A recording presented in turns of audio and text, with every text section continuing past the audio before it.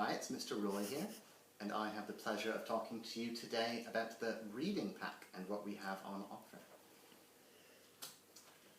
What does the reading pack contain? Well, usually there'll be 4 different things in there. The first thing will be the yellow reading record. We'll look at all of these in more detail on subsequent slides. The yellow reading record. And then we've got the Phonics sound mat, starting with the phase 2 sounds that Miss Coles was just talking about in the previous video, if you've watched that. And then some reading books, or a reading book. This year we have different schemes on offer, not just the Biff and Chip books that are banded to match your children's developing reading skills. So a range of reading books coming to you later this year. And then finally, high frequency words. The first ones that your children will get appear on the duck.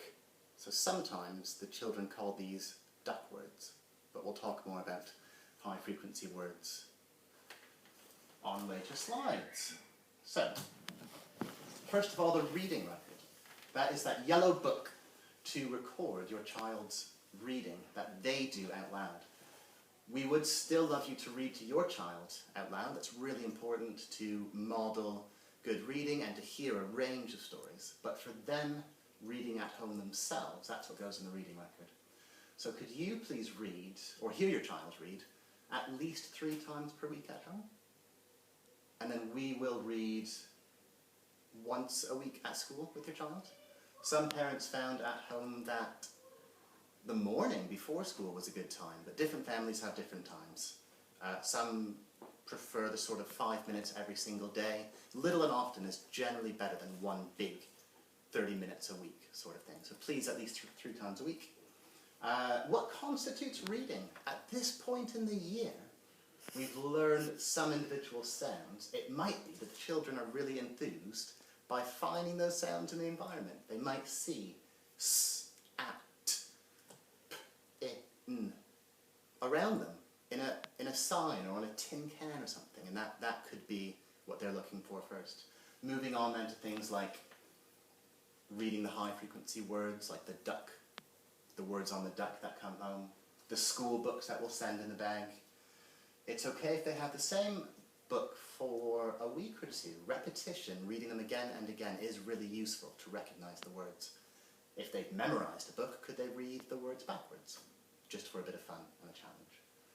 It could be other books as well that you got from home, or other reading material, comics, magazines, anything like that. So that is the reading records for us and for you to record the child's reading at home or at school. High frequency words, they're called that because we use them a lot in English. As Miss Coles was alluding to, some of them are phonetically decodable.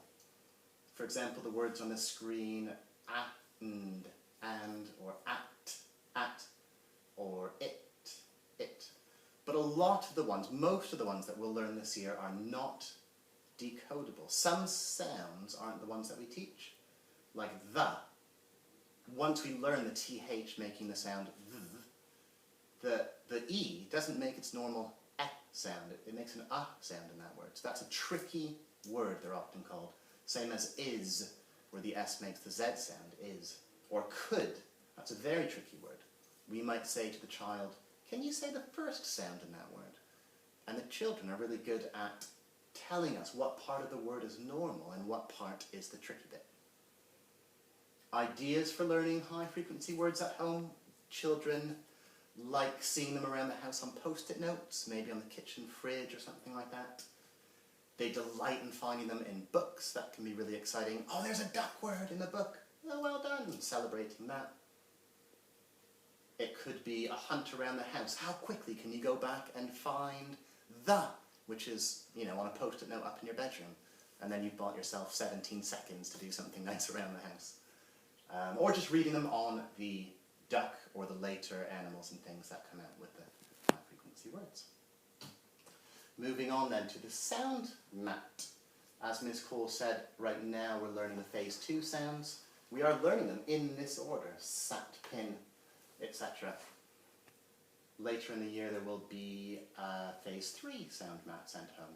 There's no harm in looking at those sounds now, but these are the ones we spend more time on learning officially here, day to day. With the sound map, repetition again is key.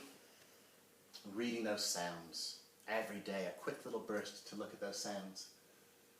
How quickly can your child find a sound that you give them once they're quite familiar with them? Can they find the sounds without looking at the pictures? Or if they're writing, we use those in school when they're writing. They might not recall if they're writing lamp, what the p looks like. So we might pull that out for them to try and identify the p, to look at how it's written.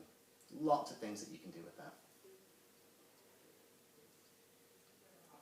And that is the end of our phonics information videos and reading support.